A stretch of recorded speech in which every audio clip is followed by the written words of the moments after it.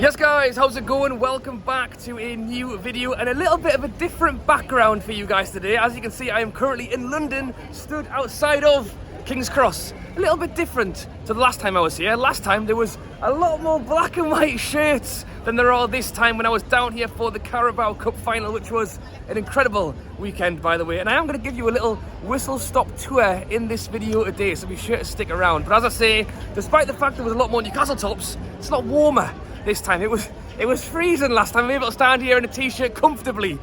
There was no coats last time, don't worry about that, although it was a little bit nippy. But despite the fact that there is no cup final this weekend, there is still plenty to talk about in the world of Newcastle United.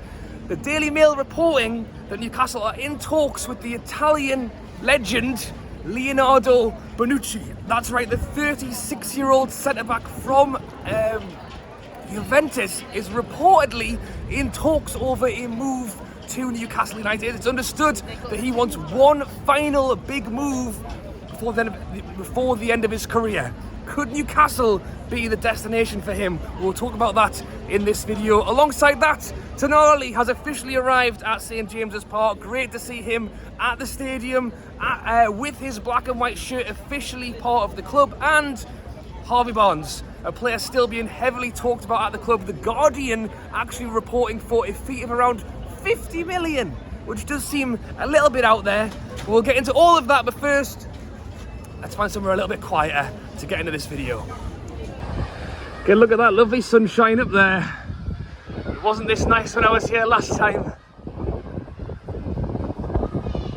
And here we are. Welcome to the Dolphin, the home of the London Mags and the home for many over the weekend for the Carabao Cup final. I was here, so big cheers to the Toon, to the Dolphin for having me in for this video.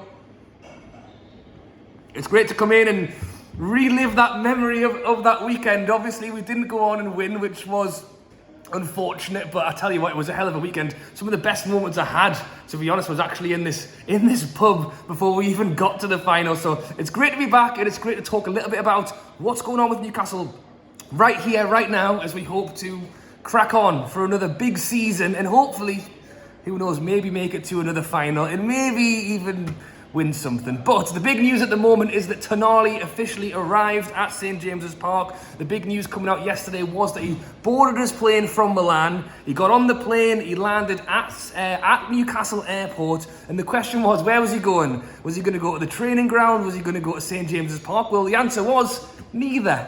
He actually didn't end up going to either of the two. Newcastle did publish a photo of him wearing his new Toon top, and then it was this morning where he was spotted entering and leaving St James's Park. So I've no doubt by this afternoon we will likely have a whole host of videos from the Newcastle media team to see exactly what he's been up to on his travels making his way over here. It's actually thought that despite being in Newcastle for 24 hours, maybe you'll stay a little bit longer, maybe head down the big market for a couple of beers, maybe you'll head to the big market chippy for his lunch, who knows. But it's thought that he will likely now head off on holiday.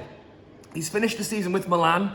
He's then going to play the Under-21s tournament. He's coming to Newcastle to get his everything done and dusted. And as close as pre-season is, by the way, the Under-21s actually started their pre-season training today. It's thought that Newcastle could well be back in action as early as this weekend or the start of next week. It's thought that Tonali will probably now take the chance and go and have himself a little holiday. But he is not the only Italian player in the Newcastle news at the moment, because Leonardo Bonucci, that's right, the Juventus Italian 36-year-old now is being linked to a move with Newcastle this summer. Now, this one's coming out from the Daily Mail, and to say the response has been mixed would be an understatement. So you let me know your thoughts on this one down below. I think there is Newcastle fans who have said, how old is he? I think I saw somebody comment, does he come with a black and white Zimmer frame? I've seen people saying, you know, what are we doing looking at that play? But I've also seen the other side of it as well. And the fact that Newcastle probably could do with a centre-back and having an experienced player come in who knows Champions League football, knows big game events, whether he plays a lot of minutes or not, could potentially be an addition to this side. So you let me know your thoughts on that one down below. It is an interesting one. The Daily Mail are saying that he's held talks over a move to Newcastle from Juventus. I think he just wants to keep his black and white shirts. He just wants to play in black and white for the rest of his career, because it's said that he's not interested in a move to the likes of America or Saudi Arabia, as you might imagine a 36-year-old player to go and do. I think it's 1 year left on his deal at Juventus, and it's thought that maybe they want to try and cash in on him if they've got the chance, or maybe he just sees it as he hasn't got many years left in the tank, and if he is going to make a final move, he really needs to go and do it now, because he possibly won't be able to do it in a year's time when maybe his legs will give up on him. And that's the thing, and I think that's why it's quite 50-50, because on one hand, as I mentioned, there's some positives there. We need a new centre-back if we could get him on a very low fee, because really Juventus aren't going to ask a lot of money for someone with 1 year left on this deal. He's experienced, and we're going into Champions League football. On the other side of things, if this is his final move out of Juventus, what do players often want in their final move of their career? A massive pay packet. He's likely going to want a big stack of money to come over to Newcastle, and that just doesn't fit where we are right now. Really what we're looking at is young, upcoming players to bring in and add to the squad, which is great. But you can understand the other side of it as well. As much as we want young players to come in and grow with the team, maybe having someone experienced to come in, and even whether it's behind the scenes, even if he doesn't play a whole lot of it, that's the thing. If he's only going to play 45 minutes a game, but then he wouldn't be a starter anyway. It's Botman and Shaw, isn't it? So to bring someone in for a year who wouldn't expect to play anyway, is it bringing experience to the side? So it's interesting. If the fee is low, it's more the wages. If he comes in and asks for 200 grand a week, the answer is no, and he could probably go and get that at Saudi Arabia or in another country. So it's an interesting one, but as I've said, the Daily Mail is saying that the move is more possible than ever. So yes, as I say, mixed reviews from fans. Too expensive, too old, or is he experienced and could he help out? You let me know your thoughts on that one down below. Now, Harvey Barnes. Harvey Barnes is a player who has been spoken about quite a little bit, really. The Guardian reporting that the fee could be as high as 50 million for Harvey Barnes, which I think is possibly stepping out into the world of, craziness, to be honest, because I think he's good. I think he's a good player, and I spoke about this in my video yesterday, so I won't go on about this one for too long. But I know some people have said that maybe they weren't keen on Harvey Barnes, or they were unsure on Harvey Barnes.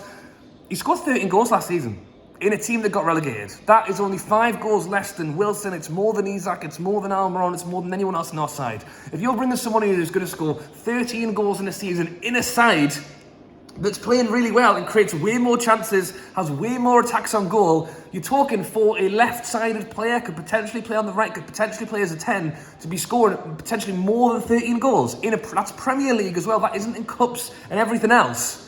Tell you what, that's not too bad. I think the fees that other outlets are reporting, and it is a lot of other outlets now, most are picking up on this and really flying with it, that Newcastle are still in a position of possibility of signing Harvey Barnes. The reason I say that is because it was thought that he'd signed for West Ham. To be honest, a week ago, I thought that it was done and dusted there, and it's kind of gone a little bit quiet on that front, and suddenly Newcastle appear to be a side who are in the race. So it's a player I like, and as we talk about bringing players in and boosting the squad, we're going to have about seven left-sided players, aren't we? That's one of the concerns for a lot of fans, is that it's another player who plays out on the left. Is that needed? Is that something we really need to bring in? And does that mean that we could potentially look at somebody go? I wouldn't necessarily say so. I would say that bringing players in to help add numbers is a good thing. Not to put anyone down, I think Maxi obviously didn't play all the games last season. I think he got 1 goal. And it's not to say that I don't think Maxi's a great player. I think Maxi is, especially in a Champions League game where he's got all the ball, all the position, could really light it up there, but it doesn't hurt to bolster either. And who knows, maybe as much as Maxi might not like it, maybe he could go and do a stint on the right wing for a change. Maybe Harvey Barnes could move out to the right for a change. Maybe even Harvey Barnes and Joe Linton could interswitch with the left-hand side, or Willock over on the right, or where's Tonali going to play as well? So it's good to have options, and I'm really not turning my nose a bit much at the moment. Even Bonucci's got us talking about it. So you let me know your thoughts on that one down below. On Tonali finally getting it in Newcastle, hopefully seeing him in pre-season very soon. Is the Bonucci one just total fabrication, or do you think there is something in there? And would you potentially take him for a season to give us a bit of experience with the players? And Harvey Barnes, and that's one of the big ones. That's the one that's really riding the wave right now. So let me know your thoughts down below. Thank you again to the Dolphin for having me in here to do a little video and talk to you guys. As I say, it's a lot quieter. It's a lot quieter in here than it was last time. It was absolutely filled to the brim on that day when I was down. Mostly spent, despite the fact that it's warmer today, I spent most of my time stood outside last time around. And big up to the London Mags. They've actually got a really great little photo here of the 2023 takeover. So any of the London Mags who are watching, big up to you. Had a cracking weekend, and hopefully, we can have another Geordie invasion down London and Wembley very soon. Thank you for watching, guys. Drop a like and subscribe if you have enjoyed this video. As I say, loads more to come on Newcastle throughout the rest of the summer, and then, as I say, even when the season starts. Looking forward to that pre-season friendly in, I keep looking at my watch to check the date, a week's time now, we'll play against Gateshead. Will Tonali be there? Maybe, maybe not. It depends how long they want to give him a break. It's thought that Gordon, obviously, big up to him, reaching the final, could well go off and maybe not see Newcastle again till the USA tour. So we'll have to wait and see. But thank you for watching, guys. Enjoy your Thursday night. Drop a like if you have enjoyed. Drop a like if you've been happy to see the Dolphin once again. Thank you for watching, and I'll catch you later.